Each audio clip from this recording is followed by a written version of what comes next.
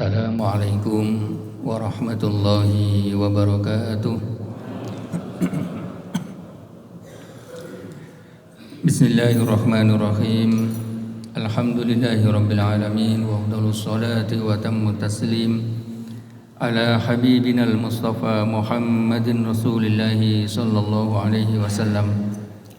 Allahumma akhrijna min dhulumatil wahmi wa akrimna binuril fahmi waftah alaina bima'rifatil ilmi wa sahil akhlaqana bil hilmi waj'alna mimman yastami'una al-qawla fayattabi'una ahsana.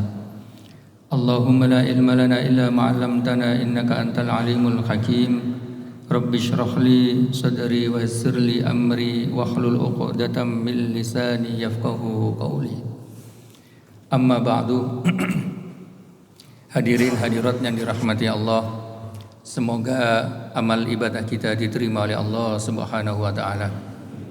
Diampuni seluruh dosa-dosa kita, diberikan ilmu manfaat, rezeki barakah, sehat walafiat untuk beribadah kepada Allah Subhanahu wa taala. Amin ya rabbal alamin. Pagi ini kita akan meneruskan kajian kitab Riyadhus Shalihin, Taman Orang-orang yang Soleh. Di dalam selebaran dituliskan temanya adalah menelusuri pintu-pintu amal kebaikan. Di sini bunyinya adalah babun fi bayani kasroti turukil khairi. Bab yang menjelaskan tentang begitu banyaknya jalan menuju kepada kebaikan. Jadi bab yang menerangkan begitu banyaknya jalan menuju kebaikan. Pertama yang disampaikan oleh Al-Imamun Nawawi Ad-Dimishqi adalah firman Allah Subhanahu wa taala yang berbunyi, "Wa ma taf'alu min khairin fa innallaha bihi alim." Wa ma taf'alu min khairin, kebaikan apa saja yang kalian lakukan itu Allah Maha mengetahui atas kebaikan itu. Ayat yang semisal wa ma taf'alu min khairin ya'lamhullah, kebaikan yang kalian lakukan itu ya'lamhullah, dijawab dengan pasti diketahui oleh Allah. Faman ya'mal mithqala dzarratin khairan yarah, barang siapa yang melakukan kebaikan walaupun sebiji sawi, pasti Allah akan melihatnya. Man amila salihan fali nafsihi, barang siapa yang melakukan kebaikan pasti manfaatnya kembali kepada dirinya. Beberapa ayat ini menunjukkan begini, kebanyakan orang ketika melakukan kebaikan itu selalu ingin dilihat oleh orang lain, ingin dinilai oleh orang yang terdekatnya, siapapun itu. Kalau dalam masyarakat sosial adalah jaratuhu, yaitu tetangganya atau temannya.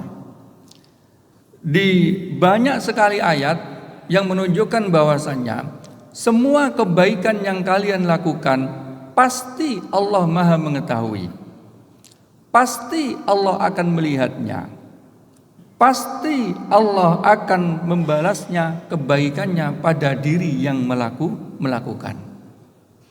Artinya apa? Sekecil apapun kebaikan manusia, Allah pasti akan memberikan pahala yang dampaknya bisa di dunia atau di akhirat. Contoh kecil di antara hadis di sini.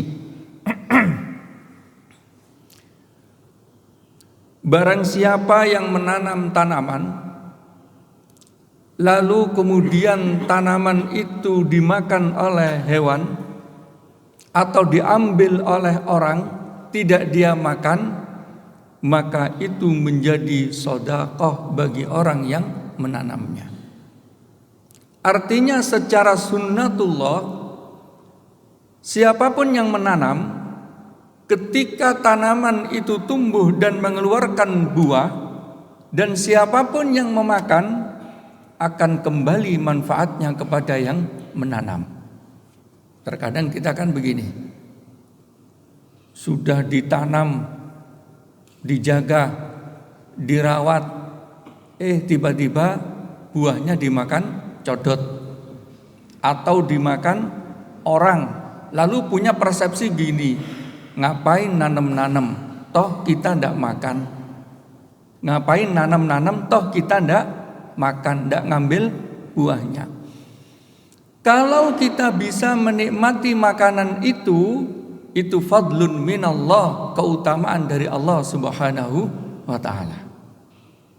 Tapi kalau kita tidak menikmati buah itu dan dinikmati oleh orang lain, atau bahkan dinikmati oleh burung-burung atau hewan makhluk Allah, maka itu dianggap sebagai sedekah yang diberi pahala oleh Allah Subhanahu wa ta'ala. Siapa yang diberikan pahala? Yaitu orang yang menanam. Maka sekecil apapun yang kalian lakukan dari kebaikan, pasti Allah akan melihatnya. Dalam bahasa lain, pasti Allah akan memberikan balasan.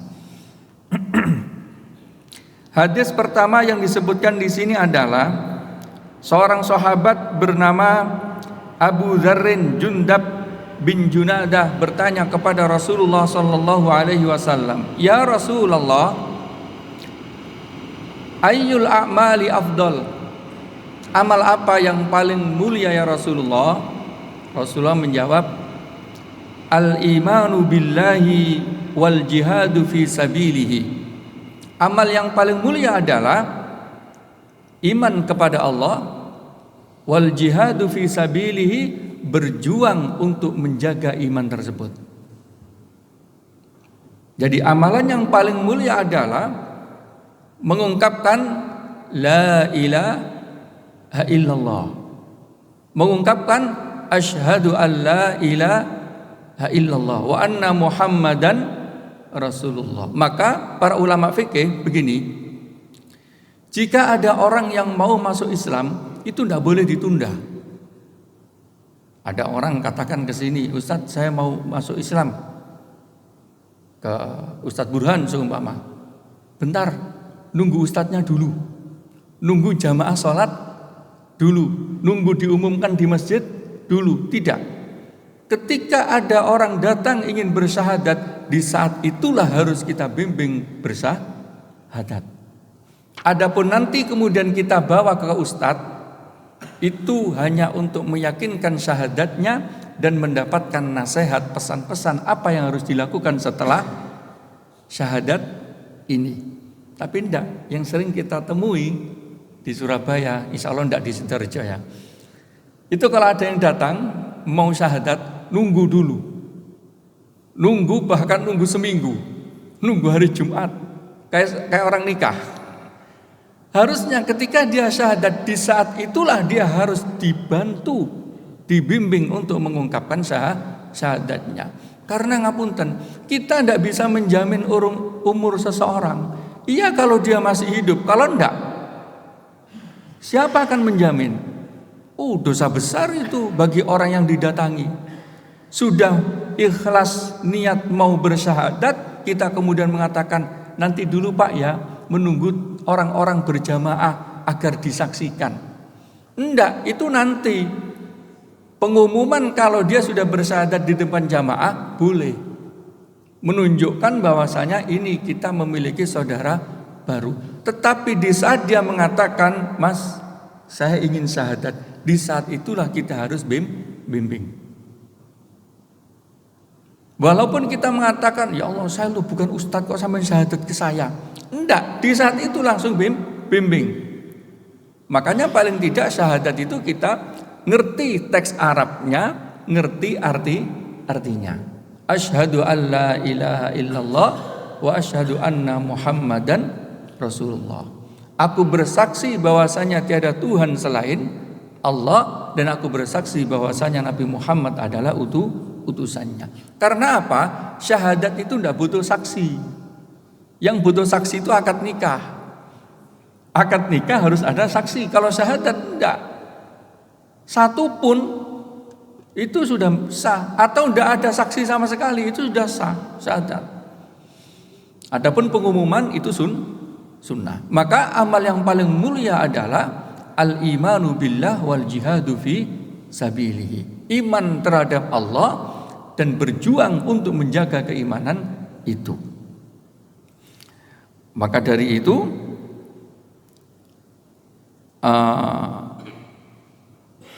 memperbaharui iman dengan mengungkapkan la ilaha illallah itu dianggap sebagai zikir yang paling mulia. Memperbarui iman artinya jangan-jangan kita keluar dari iman. Sebab ungkapan asyhadu an la ilaha illallah wa asyhadu anna muhammadan rasulullah itu sudah menempati istighfar. Artinya andaikan dia tidak mengungkapkan kata istighfar tetapi benar-benar menyaksikan bahwasanya tiada Tuhan yang hak disembah kecuali Allah, itu menghapuskan seluruh dosa yang pernah dia lakukan di luar Islam. Ketika masuk Islam dia start dari kosong. Maka itu dianggap sebagai amal yang paling mulia. Kalau di dalam hadis yang lain, iman yang paling tinggi adalah mengucapkan la ilaha illallah, yang paling rendah adalah imatatul adza anit thariq, menyingkirkan duri yang ada di tengah jalan. Yang bid'un wa sab'una syu'batan, iman itu ada 77 cabang. Yang paling tinggi adalah la ilaha illallah, yang paling rendah adalah imatatul adza anit thariq. Lalu kemudian sahabat ini bertanya, ayyuriqa bi afdal, budak yang seperti apa yang paling mulia? Bahasa dulu budak, bahasa sekarang harta apa yang paling mulia? Karena budak dulu itu dianggap sebagai harta. Anfasuha inda ahliha wa aktsaruha samanan, yaitu yang paling berharga bagi pemiliknya dan yang paling tinggi harganya. Sering saya sampaikan, kekayaan orang dulu itu bukan seperti sekarang memiliki properti tanah dan uang. Kekayaan orang dulu itu disimpan dalam bentuk budak dan hewan ternak dan istri, budak, hewan ternak dan istri. Maka Islam datang memangkas dari puluhan bahkan ratusan menjadi 4. Itu. Saat ini kalau kita bandingkan, maka kekayaan itu dalam bentuk properti, dalam bentuk uang, dalam bentuk tanah. Nah, ketika ditanyakan hal ini kepada Rasulullah, harta apa yang paling mulia? 1, yang paling memberikan manfaat bagi pemiliknya. 2, yang paling tinggi harganya. Kalau dalam hal ini sekarang, harta yang paling manfaat, yang paling bagus adalah harta yang banyak dan bermanfaat bagi pemiliknya. Karena di antara 2 hal yang tidak boleh diiri atau boleh diiri, 2 hal yang boleh diiri adalah 1, orang alim yang mengamalkan ilmunya. 2, orang kaya yang bersedekah dengan hartanya. Itu boleh diiri. Selain 2 itu tidak boleh diiri. Iri kepada orang kaya, ya Allah, dia itu kaya ya Allah, bisa bantu masjid, bisa bantu anak yatim, bisa bantu tulabul ilm, bisa bantu ini. Itu boleh diiri. Ya Allah, saya ingin menjadi orang kaya, bukan untuk kayanya, tetapi untuk bisa bermanfaat sama orang lain. Ya Allah, orang itu berilmu ya Allah. Ya Allah, berilmu dan bisa melakukan ilmunya, mengamalkan ilmunya. Maka orang yang berilmu boleh ditiru, diiri. Saya ingin berilmu agar bisa beramal seperti beliau. Itu boleh. Lalu kemudian ditanyakan, ya Rasulullah, kalau saya ini lemah ya Rasulullah, apa yang harus lakukan? Rasulullah menjawab, Takuffu syarraka 'anin nas, minimal kamu mencegah diri dari berbuat buruk pada orang lain. Maka mencegah diri dari berbuat buruk pada orang lain itu dianggap sebagai amalun solehun, yaitu amal kebaikan. Hanya mencegah diri. Bisa sebenarnya dia membuat keonaran di sekitarnya, bisa dia katakan mengatain tetangganya, bisa memanggil, wong saya loh hidup di sini lebih lama, lebih tua, salah langsung bentak aja selesai. Tetapi dia kemudian menyatakan, enggak, saya tahan diriku. Menahan diri dari perbuatan yang buruk tadi sudah dianggap sebagai amalun solehun, amal soleh. Lalu di dalam hadis yang lain disebutkan, uridat alayya a'malu ummati hasanuha wa sayyi'uha. Ditunjukkan kepadaku amal-amal umatku, yang amal terbaik dan amal yang terburuk. Di sini disebutkan amal yang terbaik adalah ternyata al-adza yumatu 'anit thariq, yaitu menghindarkan atau menghilangkan duri atau bebatuan di tengah jalan. Yang kedua, amal yang paling buruk adalah an-nukha'atu takunu fil masjidi la tudfanu. An-nukha'atu itu apa? Ludah atau riak. Lebih tepatnya riak. Riak, ngapunten. Yang batuk kan ada riak, itu kemudian ada di masjid dan tidak dibersihkan. Orang yang melakukan seperti itu menurut hadis Rasulullah itu adalah orang yang melakukan keburukan dan yang paling buruk. Kenapa? Masjid itu adalah tempat kesucian, tempat ibadah, kok sampai ada riya atau dahak. Di zaman Rasulullah Shallallahu Alaihi Wasallam, masjid itu alasnya bukan marmer seperti ini, alasnya adalah pasir. Jadi alasnya pasir, pasir yang bisa dibuat tidur, bisa dibuat dan bersih. Di beberapa masjid di Maroko masih menggunakan alas dengan pasir itu. Tidak ada sajadahnya, tidak ada karpetnya. Memang pasir. Pasir dibuat itu. Nah, kalau kemudian ngapunten sampai dahak ketika sholat, itu disunahkan untuk nutup apa? Meludah kemudian ditutup. Karena ketika ditutup nanti dia kena panas akan menguap menjadi bersih. Bagaimana kalau zaman sekarang para ulama mengajarkan begini. Kalau kita sedang pilek, satu. Kedua, ketika sedang suara serak dan kemudian harus mengeluarkan dahak, maka ketika sholat disunahkan membawa mindil, membawa sapu tangan. Jadi ketika jenengan sholat begini, lalu ada dahak, boleh ngambil sapu tangannya, dibuang ke sini, masukkan lagi ke bajunya. Karena apa? Menahan dahak atau menahan air liur di sini dalam kondisi sholat itu juga dimakruhkan, mengganggu kekhusyuan. Atau pilek, kita kan sering pilek itu. Nah, ketika pilek sekali saja langsung masukkan ke, itu tidak najis, hanya jijik. Tidak najis tapi jijik gitu. Yang tidak boleh adalah, ya boleh sih tapi hanya tidak enak. Tidak bawa mindil, tidak bawa diolesin begini, dioleskan bajunya.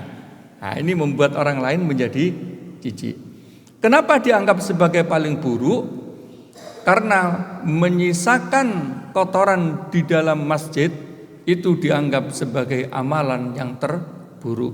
Maka ketika ada masjid, para ulama di dalam fikih itu menyampaikan, jika ada kotoran sekecil apapun di dalam masjid, itu disunahkan untuk diambil.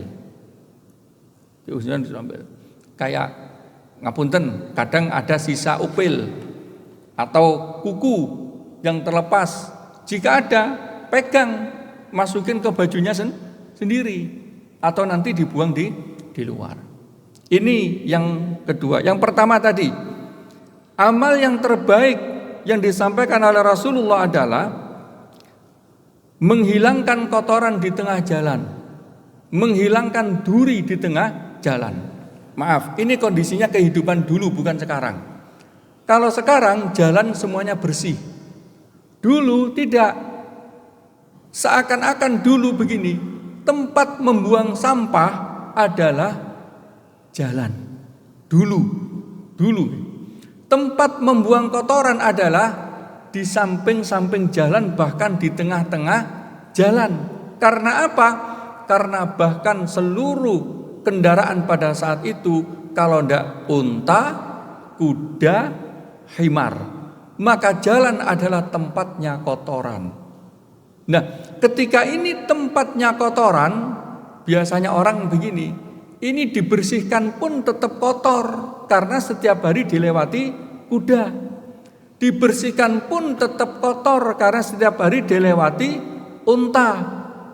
Tapi kok ada orang kemudian membersihkan kotoran itu di tengah jalan, walaupun nanti akan kotor lagi, Rasulullah menganggap itu adalah amalan yang terbaik.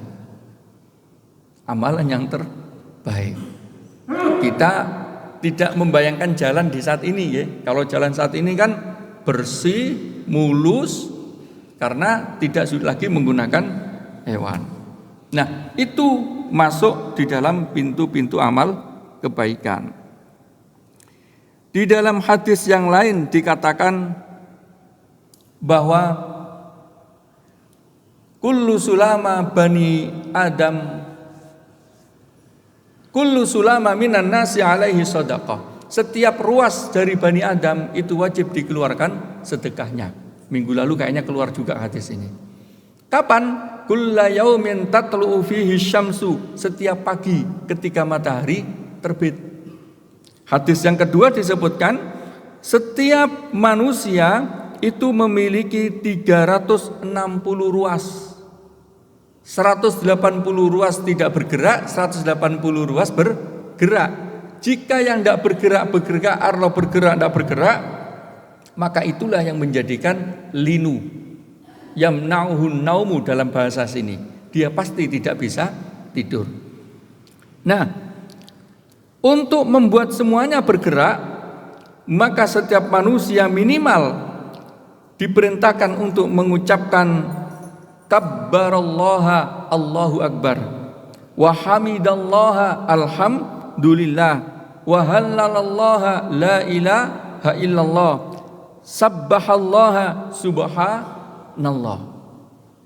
Jadi minimal mengucapkan itu sudah masuk dalam kategori amal soleh untuk mensedekahi seluruh ruas-ruas yang ada di dalam tubuh.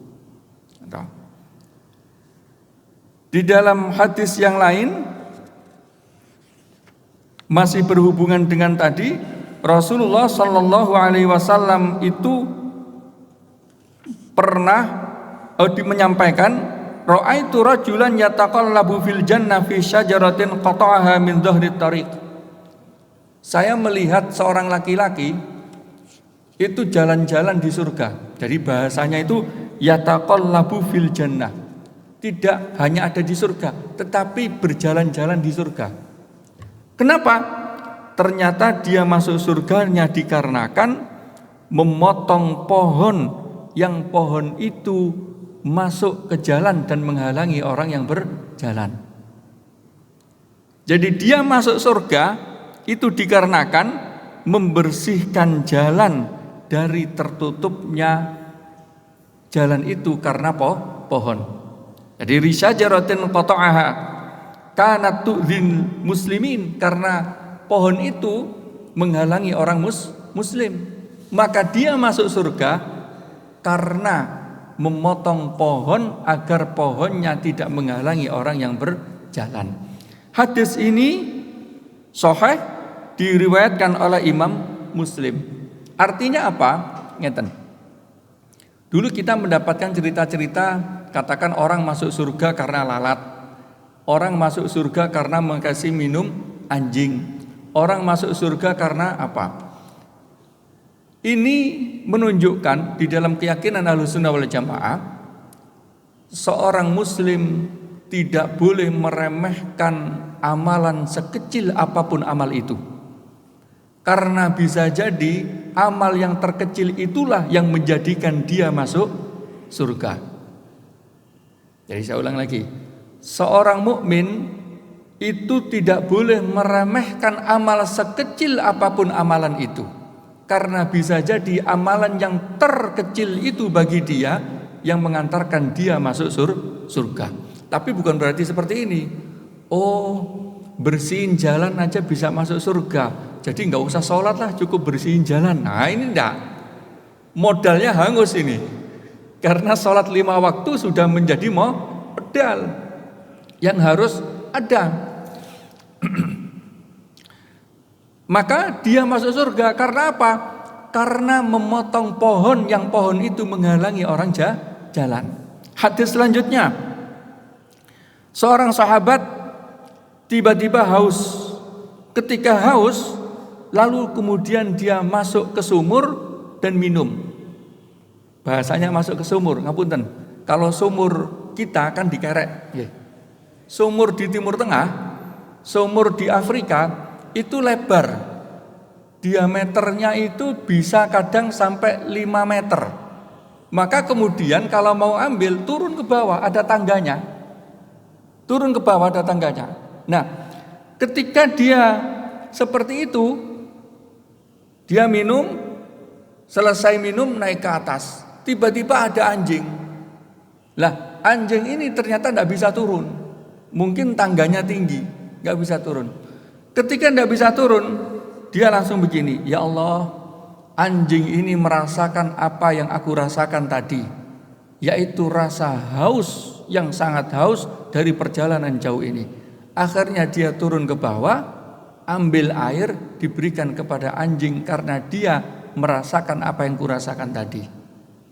Akhirnya apa? Seorang sahabat ini masuk surga karena hanya ngasih minum anjing. Artinya yang dilihat oleh Allah Subhanahu wa taala, ya Allah, ternyata engkau mengasihi makhlukku yang bernama anjing. Yang bernama anjing. Jadi sampai seperti itu. Maka hal yang kecil itu masuk dalam kategori amal soleh. Di antaranya yang diperingatkan Rasulullah sallallahu alaihi wasallam kepada perempuan, ya nisa al muslimat, la tahqiranna jaratan li jaratiha walau firsinna syatin. Wahai perempuan muslimat, jangan meremehkan tetangganya dengan pemberiannya walau firsina syatin. Firsina syatin itu adalah masakan syat. Syat itu hewan kambing yang masih muda, yang masih kecil. Artinya makanan yang paling biasa lah. Dalam bahasa konteksnya saat ini adalah jangan sekali-kali ngerasani pemberian tetangga. Jangan sekali-sekali ngerasani pemberian orang lain. Iyalah, makanan gini aja kok dibagi ke tetangga. Kadang kan gitu. Ini tidak boleh. Wala tahqiranna, janganlah kalian meremehkan pemberian tetangga. Walaupun dalam bahasa sini firsina syatin, artinya adalah makanan yang paling biasa. Makanan yang paling biasa. Itu tidak boleh diremehkan. Di dalam hadis selanjutnya sama, yaitu afdaluha qaulu la ilaha illallah wa adnaha imatatul adza. Yang paling mulia amal adalah la ilaha illallah, kemudian yang paling ringan adalah menyisihkan duri dari tengah jalan. Lalu kemudian hal yang lain disebutkan oleh Rasulullah sallallahu alaihi wasallam adalah termasuk amal baik, yaitu man tawaddo'a fa ahsanal wudu'a tsumma atal jum'ata. Barang siapa yang kemudian wudu, fa ahsanal wudu'a, memperbaiki wudunya, lalu datang ke salat Jumat, diam dan mendengarkannya, maka ghufira lahu ma bainahu wa bainal jumu'ati wa ziyadatu salasati ayamin. Di hari Jumat dia mandi, dia wudunya sunnah-sunnahnya disempurnakan, datang ke masjid diam dan mendengarkan, maka diampuni dosa-dosanya dari Jumat ke Jumat dan ditambah 3 hari. Masih ada terusannya. Waman massal hasa faqad lagha. Keutamaan ini tadi akan hilang ketika waman massal hasa faqad lagha. Kalau kita kan sering di masjid-masjid itu jangan bilang hei diam. Maka kalau kamu mengatakan diam, maka salat Jumatmu sudah tidak dianggap apa-apa. Di antaranya yang mengurangi fadilahnya Jumatan adalah kalau yang bawa tasbih memutarkan tasbihnya. Yang bawa tasbih memutarkan tasbihnya walaupun dengan mengucapkan la ilaha illallah. Kalau dalam bahasa sini kerikilnya masih dihitung, masih digunakan. Karena pada saat khutbah hal yang paling mulia adalah mendengarkan khutbah, bukan zikir. Maka barang siapa yang berzikir, dari hadis ini para ulama memberikan kesimpulan, zikir di tengah-tengah khutbah itu hukumnya makruh, bahkan ada yang mengatakan haram. Karena sunnahnya, wajibnya adalah mendengarkan khutbah. Maka ketika khutbah Jumat itu sebaiknya nggak usah ngesai tasbih. Tasbihnya nanti dikeluarkan ketika selesai Jumatan. Itu satu. Dikiaskan oleh para ulama kontemporer. Gimana kalau datang kemudian dia nggak muterin tasbihnya, tapi tidur? Gimana? Tetap sah, tetapi mengurangi keafdolannya. Kita ini kan kadang masyarakat yang kemudian kalau datang ke Jumatan menjadi tempat istirahat yang paling nyaman, apalagi yang dari kantor-kantor itu. Jadi tempat tidur paling nyaman itu ketika Jumatan. Padahal Jumatan adalah tempat untuk disampaikan nasihat. Itu. Baik. Lalu kemudian minimal ingin melakukan kebaikan adalah idza tawadda al-'abdul muslimu awil mu'minu fa ghassala wajhahu kharaja min wajhi kulli khati'atin nazar ilaiha bi'ainihi. Minimal gini. Tiba-tiba dia tidak punya amalan, tapi ingin mendapatkan pahala. Wudu masih punya, tajdidul wudu lagi. Ketika wudu lagi di dalam hadis ini, tetesan yang jatuh dari wajah itu menghilangkan dosa-dosa yang pernah dilakukan oleh mata dan anggota tubuh yang ada di wajah. Tetesan air yang turun dari tangan ini setiap tetesannya menghapuskan dosa-dosa yang ada di tangan. Tetesan yang di kaki itu juga menghapuskan dosa-dosa yang ada di kaki. Artinya adalah jika tiba-tiba kita nggak punya pekerjaan, ingin dosa kita diampuni, ingin kita mendapatkan amal kebaikan, tinggal wudu sudah mendapatkan kebaikan. Tinggal wudu sudah mendapatkan pahala dan diampuni dosanya. Islam itu tidak ada ajaran yang seperti ini. Di dalam ajaran yang lain, para ulama kontemporer itu orang agar bersemangat kerjanya itu diperintahkan untuk mencuci kedua tangannya dan membasuh mukanya. Kita wudu tidak hanya itu, bahkan sampai rambutnya. Artinya adalah ajaran wudu, ajaran untuk memperbarui semangat hidup. Ini. Lalu kemudian ada seorang sahabat dari Banu Salamah itu tiba-tiba ingin pindah untuk dekat dengan Masjid Nabawi. Tadi datang kepada Rasulullah Sallallahu Alaihi Wasallam. Cerita kepada sahabat yang lain belum. Saya itu pengen rumah saya dekat dengan Masjid Nabawi, dengan Masjid Rasulullah, sehingga ketika dekat saya enak bisa jamaah. Cerita ini sampai kepada Rasulullah. Langsung Rasulullah memanggil Bani Salamah itu. Hei Bani Salamah, diyarakum, tetap aja kamu di rumahmu itu. Tuktabu asarukum, diarakum tuktabu asarukum. Dia ingin dekat rumahnya, tetapi sama Rasulullah, tidak usah dekat, sudah sana saja di sana. Karena pahalamu yang di sana beda dengan pahala yang ada di sebelah sini. Likulli khatwatin tamshuna biha ila shalah shadaqah. Karena setiap langkah yang dilangkahkan menuju salat adalah sedekah.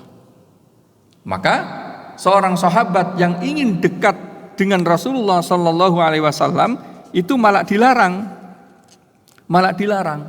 Kenapa dilarang? Sudah lebih baik kamu jauh, karena sejauhmu itu mendapatkan kebaikan-kebaikan juga. Ada juga hadis Abi Munzir Ubay bin Ka'ab mengatakan begini, wahai Ubay bin Ka'ab, kamu itu kalau ke masjid gelap sekali, jauh sekali.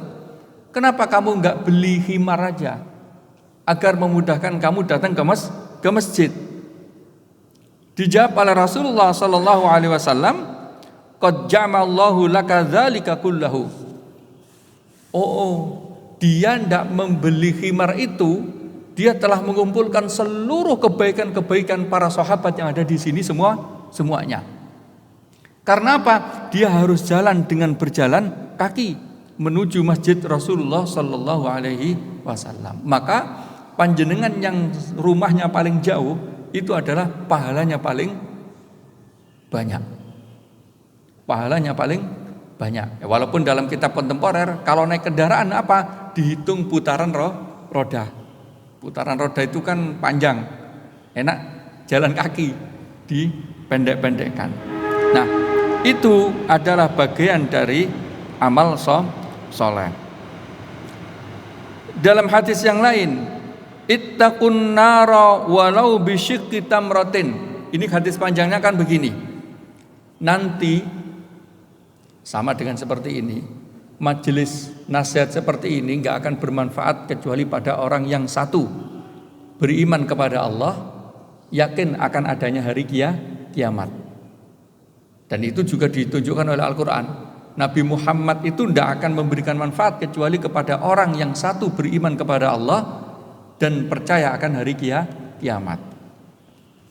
Suatu saat nanti kita akan berada di hadapan Allah.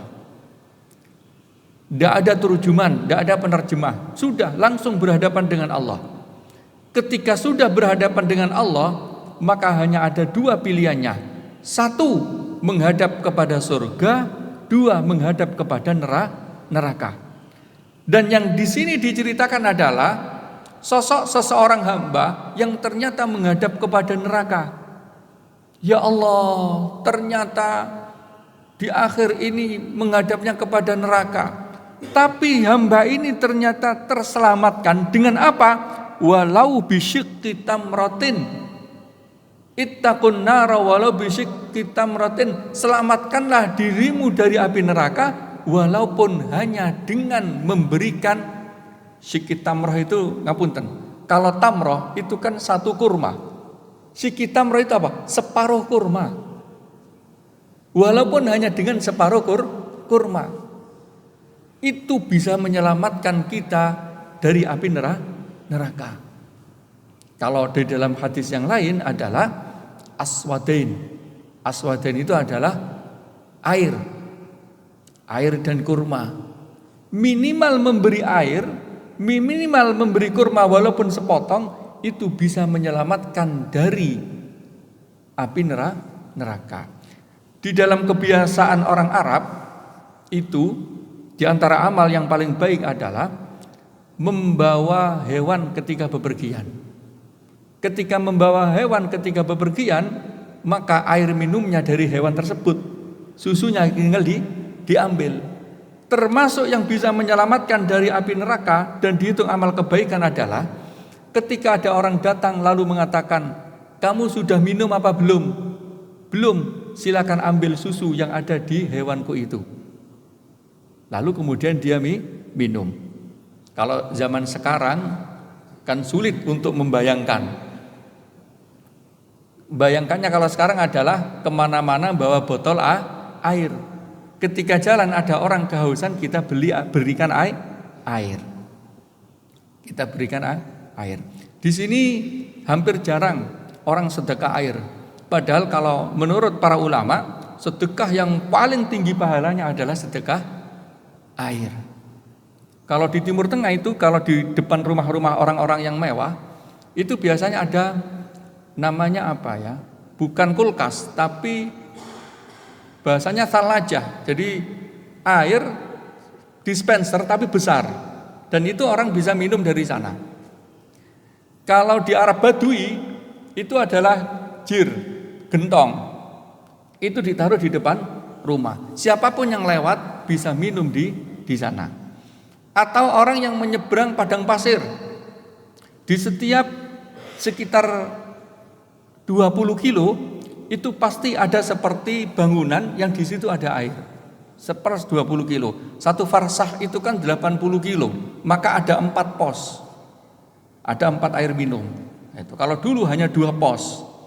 Sekarang sudah banyak. Nah, itu ada air minumnya. Karena sedekah air dianggap sedekah yang paling tinggi. Itu diantara hadis-hadis yang disebutkan oleh Al-Imam An-Nawawi. Ringkasannya kan begini. Ringkas dari hadis-hadis ini adalah bahwa seluruh amal manusia itu bisa menjadi amal soleh jika diniatkan untuk mendekatkan diri kepada Allah Subhanahu wa ta'ala. Jadi seluruh amal manusia jika diniatkan untuk mendekatkan diri kepada Allah, itu dijadikan pahala, dijadikan amal soleh oleh Allah Subhanahu wa ta'ala. Contoh, bisa jadi dia hanya diam di rumah, tetapi diam di rumahnya itu diniatkan, ya Allah saya di rumah saja. Sebab kalau keluar ya Allah, saya sulit menjaga diri dari maksiat. Maka diamnya seorang hamba di rumah ini bisa jadi dia menjadi amal soleh daripada dia keluar. Tapi ada juga orang yang diam di rumah malah menjadi maksiat. Ketika orang semua keluar untuk beramal, dia kemudian di rumah dengan dalih saya di rumah aja biar tidak maksiat. Padahal dia yang ditunggu-tunggu untuk berperan di situ, maka dia tidak beramal soleh, tapi dia malah menjadi maksiat. Maka ijtihad pribadi masing-masing itu perlu di dalam menentukan ini amal soleh apa bukan amal soleh. Perlu. Jadi ijtihad untuk amal soleh seperti ini tidak usah nunggu ulama, tidak usah nunggu ustadz. Karena apa? Pada diri kita masing-masing sudah dibekali akan tahu mana amal baik, mana amal yang tidak baik. Kayak tadi, ketika mendapati orang yang akan masuk Islam, maka ilmunya adalah langsung diterima syahadatnya. Nah, setelah itu baru diantar ke ustadz, dibawa ke masjid, itu adalah proses selanjutnya. Tetapi ilmunya adalah langsung diterima. Jangan kemudian nunggu nanti dulu, enggak. Nah, maka itu bisa menjadi amal soleh. Seperti tadi, orang yang tiba-tiba kemudian menyapu, membersihkan jalan, kalau diniatkan baik, diniatkan agar orang yang lewat di sini senang, agar orang yang lewat di sini tidak kena duri, agar orang yang lewat di sini, atau karena sudah tahu hadisnya, imatatul adza anit thariq itu bagian dari iman. Pokoknya saya nyapu jalan, urusan manfaat gak manfaat itu urusan lain, yang penting saya melakukan perintah. Maka itu dihitung amal soleh, dihitung amal kebaikan. Kadang kan orang gini, oh bukan tugasnya dia nyapu, dia kan direktur, kenapa harus nyapu? Iya, pada saat dia bekerja. Tetapi pada saat dia tidak bekerja di rumah, maka dia boleh juga melakukan imatatul adza anit thariq, yaitu menyisihkan kotoran-kotoran yang ada di para kiai. Itu biasanya panjenengan kalau datang ke pondok-pondok pesantren besar, subuh-subuh itu sebelum subuh, para kiai itu biasanya sambil bangunin santrinya sambil bawa sapu. Karena apa? Di antaranya ngiras-ngirus sambil mengamalkan hadis Rasulullah, imatatul adza anit thoriq, ngumpulkan sampah dimasukkan ke tong sampah. Karena ternyata termasuk amalan yang terbaik. Mim mahasinil a'mal. Ada yang megang sapu langsung, ada juga yang enggak. Ada juga yang menyediakan minuman gratis. Entah di kos-kosannya, entah di mana, pokoknya minuman silakan ambil gratis. Karena memang di antara hal yang tidak boleh diperjualbelikan sebenarnya adalah air. Air itu sebenarnya nggak boleh jual beli. Yang benar loh nggih, jenengan beli air botolan itu, air mineral, itu sebenarnya bukan beli, tetapi apa? Membayar jasanya. Jasa ngemasin. Jadi menjadi bisa kita minum, itu loh yang kita bayar. Tapi air tidak boleh diperjualbelikan. Nah, itu termasuk bagian dari amal-amal soleh yang disebutkan oleh Al-Imam An-Nawawi melalui hadis-hadisnya. Yang kedua adalah sebisa mungkin amal kita itu berlandaskan dalil. Jadi sebisa mungkin amal kita berlandaskan dalil. Minimal al-wajhut taliq ila akhihi. Al-wajhut taliq itu apa? Senyum, wajah yang murah, yang sumringah kepada saudaranya. Jadi tiba-tiba jenengan jalan, ketemu orang, pilihannya dua. Satu nyapa, dua ndak nyapa. Kalau nyapa, maka minimal nyapa adalah senyum. Senyum lalu lewat dia sudah. Tidak mengucapkan salam loh nggih. Itu sudah dihitung sedekah. Sudah dihitung amal soleh. Ila man arafta aw lam ta'rif, kepada orang yang kamu tahu atau tidak kamu tahu. Tapi yang aneh di sini, kalau diamalkan itu, kadang orang aneh. Sopo iku kok nyopo-nyopo iku gitu. Jadi kalau nggak kenal itu dianggap aneh, padahal itu adalah ajaran Islam. Kenal nggak kenal harus menyapa. Maka jalan kaki yang kemudian senyum mesem kepada orang lain, gini aja, itu sudah amal soleh. Apalagi assalamualaikum, waalaikumsalam. Orang Eropa malah yang melakukan seperti ini. Hanya dengan bahasa hai. Kenal nggak kenal orang Eropa itu gini, hai gitu.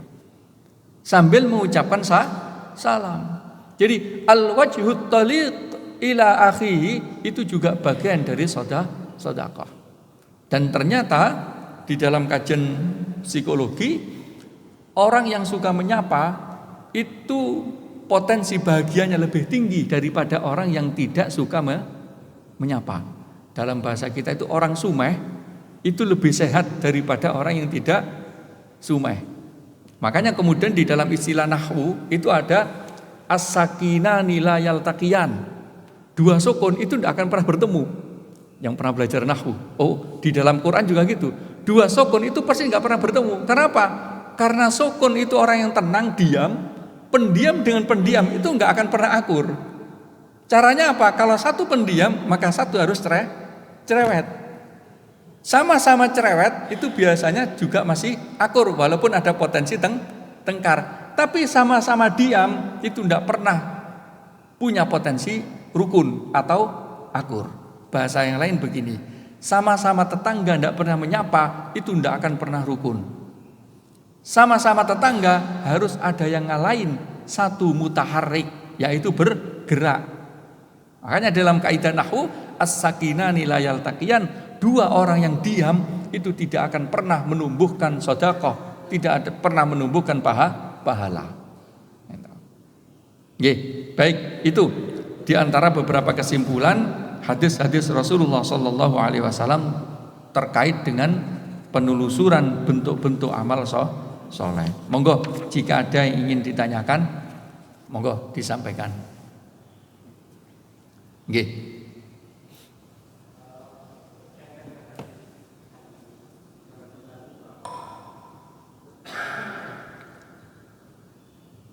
Terima kasih. Berkaitan dengan hadis tadi yang disampaikan Ustaz bahwa tadi tetesan air wudhu itu bisa melumpuhkan dosa-dosa. Nah, pertanyaan saya, sebaiknya kalau habis wudhu pakai handuk atau tidak? Terima kasih. Itu juga dibahas para ulama. Para ulama beda pendapat. Melihat hadis ini, satu pendapat mengatakan setelah wudhu itu disunnahkan untuk tidak diusap dulu. Biarkan dia jatuh sesuai kodratnya, dia jatuh dengan pelan-pelan. Jadi itu tidak disunahkan begini juga, ngapunten. Mengipat-ngipatkan tangannya, tidak usah mengipat-ngipatkan tangannya, tidak mengipatkan kakinya. Karena apa? Hadis itu berbunyi akan keluar pada setiap tetesan kesalahan-kesalahan atau dosa-dosanya dari tangan, dari kaki, dari wajah, bahkan dari telinga. Itu. Pendapat yang kedua, jika air itu membuat dia ini, alasannya begini. Itu kan hanya simbol. Dosa keluar dari tetesan-tetesan air itu simbol. Maksudnya adalah pokoknya orang yang berwudu itu secara otomatis kesalahannya dihapuskan oleh Allah Subhanahu wa ta'ala. Tidak menunggu tetesan. Pokoknya dia berwudu, maka kesalahannya sudah terhapus. Maka ketika setelah wudu dia langsung menggunakan handuk untuk membersihkannya, itu tidak jadi masalah. Nah, ini bagi para ulama yang memahami bahwasanya dosa itu tidak keluar benar dari tetes, tetapi dosa itu sudah terhapus, memang terhapus, tetesan hanya dianggap sebagai simbol. Jadi monggo, kalau memang tidak risih, tidak usah dihapus dulu, biar sesuai dengan hadis. Tetapi kok kemudian menyulitkan, biar tidak basah semua, ya tidak apa-apa, tetap mendapatkan fadilahnya, yaitu wudu itu menghapuskan dosa. Nggih, itu. Nggih, monggo. Terima kasih Ustaz. Assalamualaikum warahmatullahi wabarakatuh. Waalaikumsalam warahmatullahi wabarakatuh. Ustaz, kita mendengar azan itu menjawabnya, wajib menjawabnya ya Ustaz. Terus kita ini mendengar beberapa azan gitu. Setelah ini azan, mendengar lagi masjid yang lain azan. Apakah kita juga wajib menjawab semua azan yang kita dengar? Jadi pintu kebaikan kita juga. Kemudian yang kedua Ustaz, tentang sholat, imamnya itu salah misalnya, kemudian makmumnya sudah mengingatkan dengan baca subhanallah, itu imam laki-laki Ustaz yang disampaikan. Kemudian si imam tidak ngerti-ngerti Ustaz, dia tetap duduk, dianggap itu duduk terakhir gitu Ustaz. Padahal itu salah, misalnya masih harus berdiri. Apakah makmumnya kemudian mengerjakan yang lainnya atau berdiri atau ikut imamnya tersebut? Bagaimana solusinya Ustaz? Terima kasih. Assalamualaikum warahmatullahi wabarakatuh. Waalaikumsalam warahmatullahi wabarakatuh. Nggih, baik. Pertama soal azan. Azan itu mana yang harus kita jawab? Apakah setiap azan yang kita dengar dijawab? Yang wajib kita jawab adalah azan di mana sholat Jumat itu didirikan, atau azan yang dikumandangkan oleh masjid yang menggugurkan fardu kifayahnya sholat jamaah. Katakan di Citra Harmoni sini, ini kan area sini yang menggugurkan kewajiban sholat subuh berjamaah adalah Masjid Ar-Royan. Yang tinggal di sini tapi juga dengar azan dari kampung sebelah, maka yang wajib dijawab adalah yang dari dari lingkungannya sendiri, juga bukan kaset dengan sendiri. Maka memang disunahkan sebenarnya azan itu tidak berbarengan. Katakan begini, tiba-tiba sana azan, itu setelah selesai baru di sini disunahkan azan, tapi tidak di Indonesia itu saut-sautan. Pokoknya ketika masuk teng jamnya semua adzan. Karena memang berdekatan dan itu terjadi di mana-mana sudah. Terjadi di Mesir, terjadi di Sudan, di Maroko, itu juga saling bersaut-sautan. Coba kalau kita di Mekah, dominasinya adalah dominasi Masjidil Haram. Jadi kalau Masjidil Haram adzan sudah semuanya dengerin Masjidil Haram. Walaupun nanti masjid-masjid itu setelahnya kemudian adzan.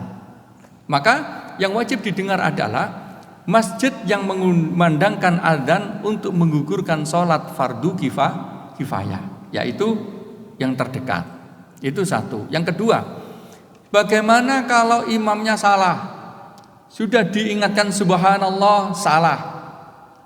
Makmum itu adalah ikut pada imam.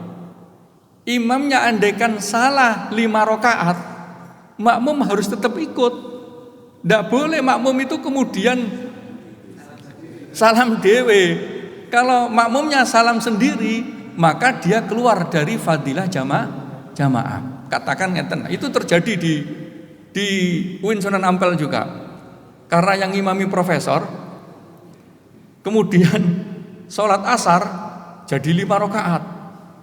Yang di belakang ini tidak berani mengingatkan, mau subhanallah, ini bener tangga, kayaknya sudah 4 rakaat kok masih berdiri gitu loh. Setelah itu kemudian profesornya assalamualaikum. Hei mas, tadi itu sholat berapa rakaat? 4 prof.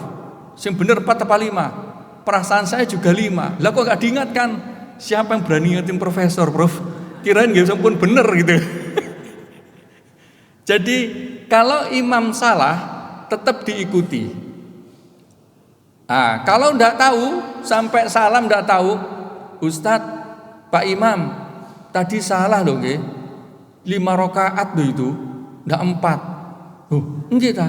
Ayo monggo sekarang sujud sahwi. Sujud lupa atau 3. Pak Imam, apa namanya? 3 rakaat lu, belum 4 rakaat. Lu enggak? Enggak. Tadi kalau sudah subhanallah tapi jenengan enggak dengar. Ya sudah, kita tambah 1 rakaat. Allahu Akbar. Ikut lagi semua. Satu rakaat lagi. Jadi apa yang dilakukan imam harus diikuti. Imamnya enggak kunut, makmumnya juga tidak boleh ikut imamnya tidak kunut, makmumnya juga tidak usah kunut sendiri.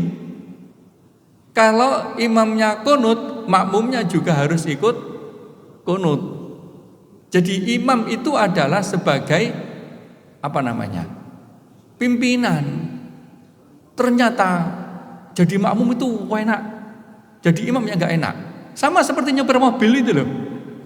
Nyopir mobil itu kalau jadi imam nggak pernah bisa tidur itu. Coba yang disupiri ngorok. Sama menjadi makmum. Jenengan kalau sering jadi imam akan merasakan betapa enaknya dimakmumi. Kenapa kalau dimakmumi itu? Wis tinggal Allahu Akbar, apa yang disampaikan imam udah kita ikuti aja. Tapi kalau jadi imam, apalagi pas suratnya lupa, bulet, aduh. Jadi imam itu berat, memang berat. Bahkan jadi imam harus ingat terus. Sudah rakaat berapa, sudah rakaat berapa. Makanya kemudian pahalanya juga paling tinggi. Maka kemudian para ulama besar itu rata-rata malah tidak mau jadi imam. Maunya diimami. Kenapa? Berat jadi imam itu. Satu, tanggungannya di hadapan Allah juga berat. Di dunia ini mimpin juga berat, apalagi ditambah mimpin wiridan. Apalagi serak. Nah, berat juga itu. Oke, jadi makmum harus ikut imam. Oke, ngoten. Ada yang lain? Oke, monggo.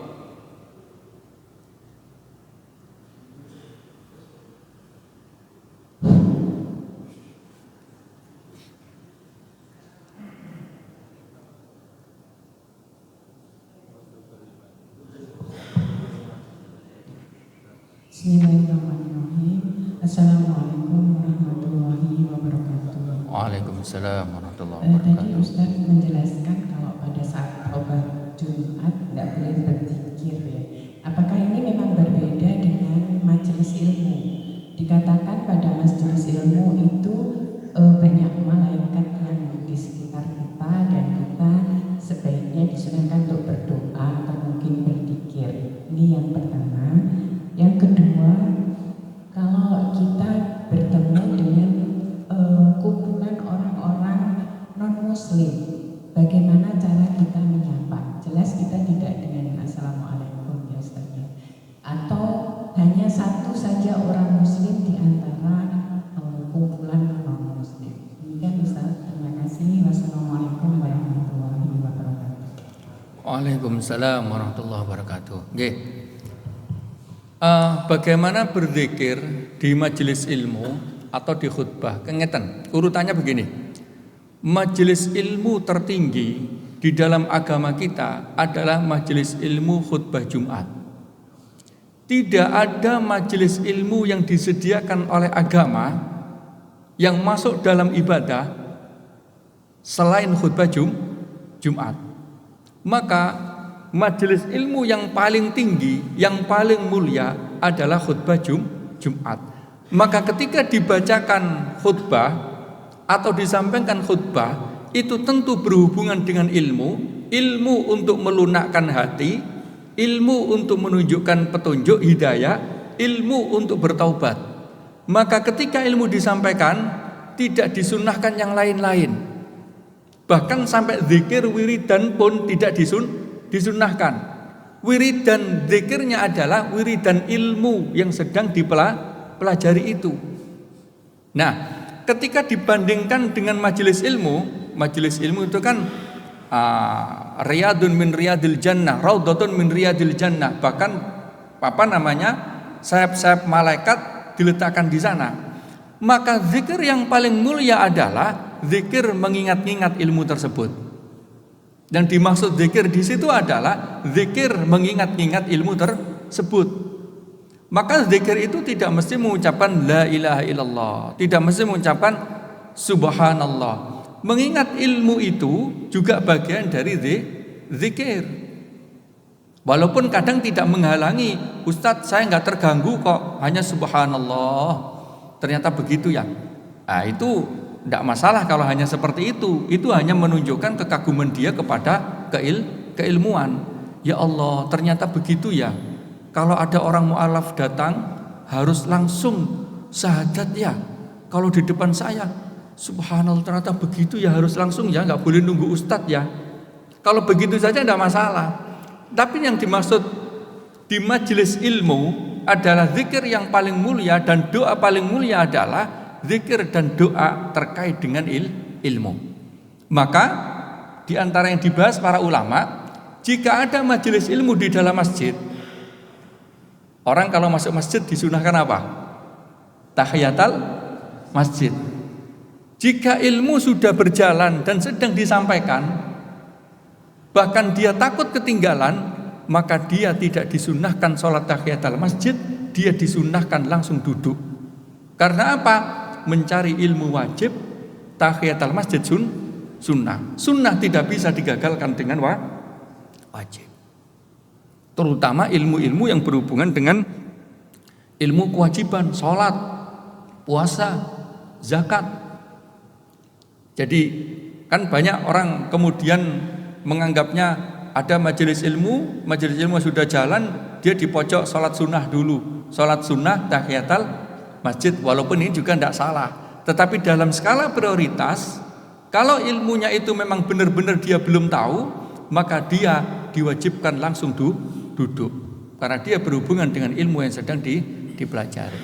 Maka mengingat-ingat ilmu, mempelajari ilmu itu sudah bagian dari zikir dan berdoa. Makanya kemudian majelis ilmu di mana-mana, setelah ngaji Bukhari, setelah ngaji Muslim, itu biasanya ditutup dengan doa.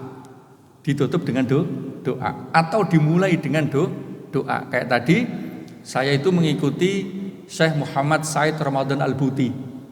Kalau di dalam setiap majelis ilmunya selalu berdoa itu, ya Allah, bukakanlah pintu ilmu.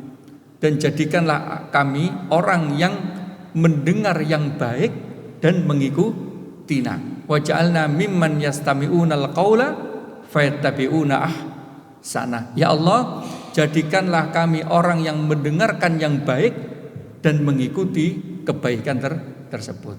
Karena inti dari ilmu adalah bisa mengikuti dan mengamalkannya. Jadi ngoten, bisa di awal doa, bisa di akhir doa. Tetapi di tengah-tengahnya sama posisinya seperti khutbah. Tidak diperintahkan zikir, tidak diperintahkan doa, kecuali zikir doa yang berhubungan dengan ilmu. Itu. Nggih, ngoten. Masih ada? Nggih. Assalamualaikum warahmatullahi wabarakatuh. Waalaikumsalam warahmatullahi wabarakatuh. Terkait sholat Jumat tadi, apabila sudah ada khutbah, kemudian ada saudara kita yang datang terlambat, kemudian mengajak, mungkin karena dia baru duduk mengajak salaman gitu kan, apakah itu termasuk, kalau kita merespon, apakah itu termasuk yang tidak mendapatkan pahala dari sholat Jumat tersebut?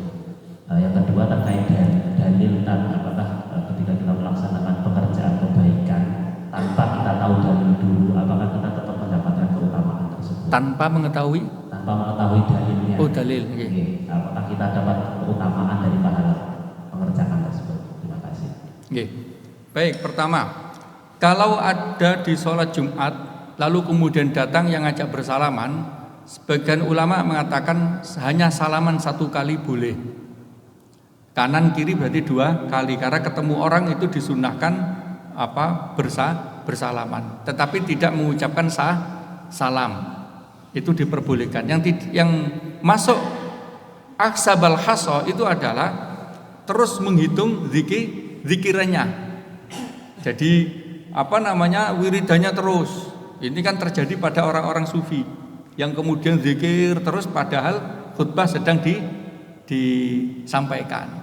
Kalau hanya sekedar salam kemudian salaman itu masih diperkenankan dan tidak masuk dalam kategori lagho. Selama tidak berucap. Kalau hadisnya kan berucap, diam. Nah, sebagian sahabat itu kemudian begini, ngasih isyarat, itu tidak dihitung lagho. Tidak dihitung lagho. Karena apa? Berucap itu lebih potensi ramai daripada gini. Kalau diam, oh ya diam, akhirnya diam semua. Tidak ada yang diam. Itu satu. Kedua, apakah kalau kita beramal soleh tidak tahu dalilnya masih mendapatkan pahala? Masih. Artinya begini, jenengan seumpama tidak tahu dalilnya, pokoknya saya menanam semoga bermanfaat, menanam karena Allah, semoga suatu saat bisa aku manfaatkan buahnya atau putra putriku yang memanfaatkan buahnya. Hanya kemudian di dalam hadis man aqsa arba'ina hadisan, barang siapa yang menghafal 40 hadis, lalu 40 ini berkaitan dengan kehidupannya, maka kelak ketika meninggal dibangkitkan masuk golongan para ulama, wasyuhada, wasiddiqin, wassolihin. Jadi kalau kita bisa menghitung amal kita, maksudnya begini, amal-amal kita itu, ya Allah, saya ngaji ini, oh berarti masuk kategori khairukum man ta'allamal qur'ana wa'allamah. Lalu nanti sebelum pulang sholat syuruk. Lalu kemudian ini hadisnya ini, dan kita hafal hadisnya sampai terhitung 40 hadis.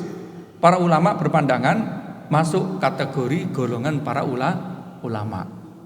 Maka sebaiknya memang kita tahu walaupun tidak tahu teksnya. Ya sebagian ulama sih harus tahu teksnya gitu. Terus sebagian lain tidak, yang penting tahu bahwasanya itu adalah kabar yang sahih, kabar yang benar, bukan isu itu kayak begini, ngapunten, kayak yang diperdebatkan, yang dhaif, semacam puasa Rajab pertama, kedua, ketiga, keempat nanti pahalanya begini, itu kan dhaif. Nah ini kalau di dalam bahasa kontemporernya dianggap isu. Tapi kalau yang sahih itu kan dianggap berita yang benar. Itu, nggih. Itu. Yang lain? Nggih. Waalaikumsalam warahmatullahi wabarakatuh. Satu pertanyaan berkaitan dengan seorang imam. Tadi dijelaskan bahwa imam itu harus diikuti.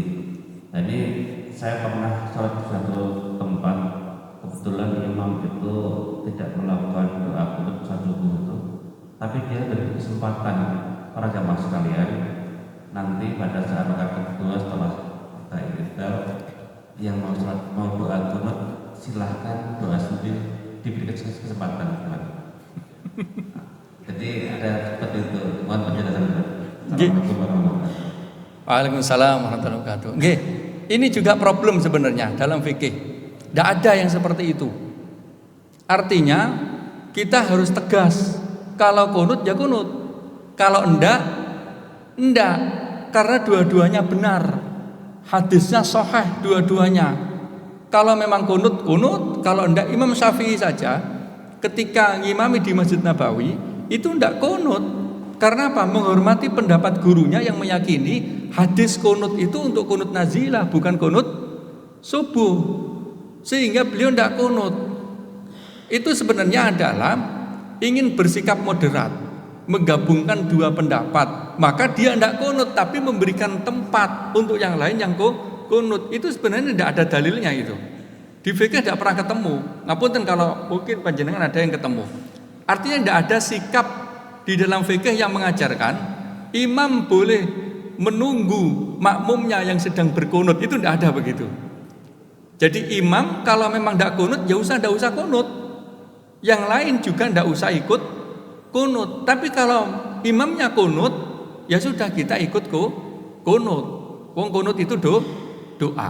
Sama seperti begini, kalau kita di Turki itu kan menggunakan mazhab Imam Abu Hanifah. Itu tahiyatnya, tahiyat itu apa? Tahiyat yang terakhir itu panjang. Kadang kita gini, iki kok nggak salam-salam ini. Jangan-jangan imamnya ketiduran gitu. Karena sebelum salam itu beliau membaca kunut dan kunutnya bisa panjang. Kalau kita kan diajarkan disunahkan, Allahumma inni a'udzubika min fitnatid dunya wa min fitnatil mahya wal mamat wa min fitnati adzabil qabri wal masihid dajjal. Kan itu. Tapi enggak, kalau teman-teman yang dari mazhab Imam Abu Hanifah bacanya enggak hanya itu, panjang. Maka seakan-akan kita enggak akan salamnya lama sekali. Itu kunut mereka. Jadi saya juga termasuk masih mencari apakah ada dalil yang kemudian imam itu boleh menunggu makmumnya kunut. Dan saya cari-cari tidak pernah ketemu. Jadi yang ada adalah kalau memang dia berkunut ya kunut saja. Kalau tidak berkunut ya tidak usah kunut. Gitu. Jadi tegas. Artinya ambil kunut atau tidak ambil kunut. Dan dua-duanya sudah tidak masalah. Yang jadi masalah adalah tadi imamnya tidak kunut, makmumnya disuruh kunut. Nah ini kunut sendiri. Nah itu. Maka menentukan imam itu memang seharusnya yang akra'uhum. Akra'uhum itu bukan yang tapi yang paling paham di dalam masalah agama. Jadi kalau sudah sama berarti siapa? Akbaruhum, yang paling tua. Nah, intinya adalah mereka memang benar-benar diikuti dan bisa diikuti oleh masyarakat. Nggih, ngoten. Sampun. Oh, satu lagi. Yang dijawab dari ibu tadi soal sikap kita ketika ketemu dengan orang non-muslim tadi. Oh, nggih. Sikap kita terhadap ketemu orang non-muslim ketika ini, jadi kita tetap disunahkan untuk menyapa, walaupun tidak menyapa dengan Assalamualaikum warahmatullahi wabarakatuh. Kalau ada 5 non-muslim, 1 muslim, bagaimana? Ucapin aja salam, karena salamnya kepada orang muslim. Kalau semua non-muslim bisa ngucapin selamat pagi, bisa ngucapin hello, bisa menyapa. Intinya kan gini, menyapa itu adalah pokoknya menyapa, tidak harus menggunakan assalamualaikum. Yang wajib menggunakan assalamualaikum adalah ketika sholat. Ketika sholat. Jadi katakan jenengan tidak menggunakan assalamualaikum, loh Mbak, di sini toh. Oh, di sini juga. Itu sudah menyapa. Artinya adalah mengajak berinteraksi itu adalah menyapa. Tidak usah kemudian menggunakan hadis ini, Assalamualaikum. Itu hadis pada saat perang, yang artinya celaka bagi kamu. Itu hadis. Jenengan kalau ketemu non muslim itu, wah neraka kamu gitu, tidak boleh itu. Itu hadis digunakan pada saat perang dan memang dalam peperangan. Tidak bisa disampaikan pada negara kita yang sudah damai, hidup bersandingan. Tidak usah. Sudah, kita hadisnya lakum dinukum waliyadin. Sudah, jenengan mau ibadah, monggo ibadah. Tempat ibadahnya nggak boleh kita rusak. Kitab sucinya juga nggak boleh kita hancurkan. Salaman nggih salaman. Nggak apa-apa ya, kita balas saja. Nggih, wong ngapunten, assalamualaikum kita itu sudah kadang tidak menjadi ibadah. Karena apa? Sudah menjadi salam nasional. Sama seperti kopiah ini lah. Sudah tidak menunjukkan orang muslim ini kalau di Indonesia. Siapapun yang jadi menteri pasti kopiahnya ini. Jadi tidak menunjukkan keislaman juga. Oke. Jadi sama dengan assalamualaikum, orang-orang Kristen juga ngucapin salam waalaikum. Bahkan mereka itu hafal ini yang sebelum adzan itu, ngawiti ingsun nglalar siiran. Orang Kristen tapi hafal itu dan senang katanya gitu. Oh, berarti sudah mau login ini kan gitu katanya. Nggih, ngaten. Masih ada lagi. Oh, tinggal satu, monggo. Nggih.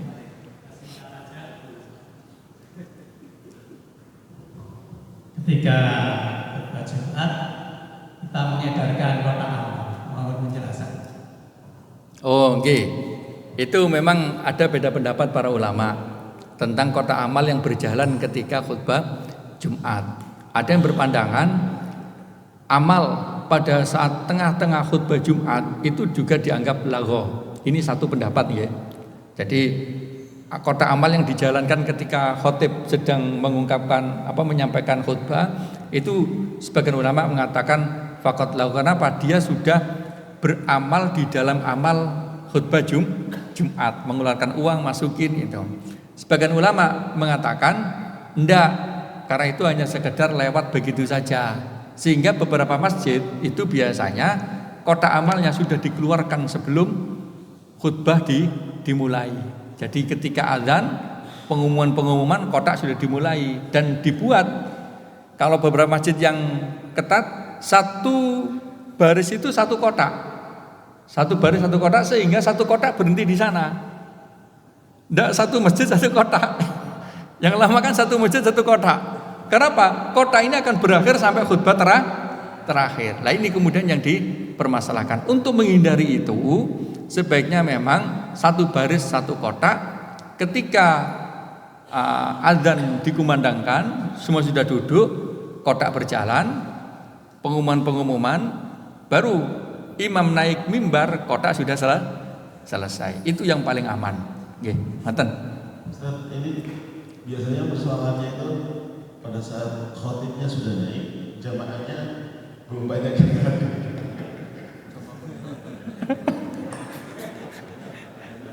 Ya sudah. Mengambil yang pertama tadi, mengambil yang kedua, yaitu dianggap sebagai tidak lagho. Apalagi yang kemudian pakai kris. Oh, itu kan lama, itu harus begini, masukin password apa gitu. Ya kalau masuk, kalau enggak dia sibuk ini enggak masuk gini. Jadi memang kalau seperti itu ngambil pendapat yang kedua, yang itu tidak dianggap lagho. Nggih, ngoten. Cukup nggih? Baik, monggo kita tutup dengan doa. Semoga apa yang kita pelajari diberikan manfaat oleh Allah Subhanahu wa taala. Al-Fatihah. A'udzubillahi minasyaitonir rajim. Iyyaka na'budu wa iyyaka nasta'in. A'udzubillahi minasyaitonir rajim. Bismillahirrahmanirrahim. Hamdan na'imin, hamdan syakirin, hamdan yafi ni'amahu wa yukafi'u mazidah. Ya Rabbana lakal hamdu kama yanbaghi li jalali wajhikal karim wa 'azimi sultanik. Allahumma salli wa sallim wa barik ala sayyidina Muhammadin wa ala alihi wa ashabihi wa man tabi'ahum bi ihsanin ila yaumiddin. Allahumma a'inna ala dzikrika wa syukrika wa husni ibadatik. Allahumma inna nas'aluka ilman nafi'a wa rizqan wasi'an baraka wa shifaan min kulli da. Allahumma ja'alna wa ahlana wa auladana wa talamidana min ahli al-ilm wa min ahli al-khair wa min ibadika as-salihin wa min ulama'ika al-amilin wa min aghniya'ika asy-syakirin wa min hamalatil Qur'an wa la taj'alna wa iyyahum min ahli syarri wa ghair. Rabbana zalamna anfusana wa illam taghfir lana wa tarhamna lanakunanna minal khasirin. Allahumma ighfir lana wa liwalidina warhamhum kama rabbawna shighara. Rabbana anzilna munzalan mubaraka wa anta khairul munzilin. Rabbana atina fid dunya hasanah wa fil akhirati hasanah wa qina adzabannar. Wa sallallahu ala sayyidina Muhammad walhamdulillahi rabbil alamin. Bismil Fatihah.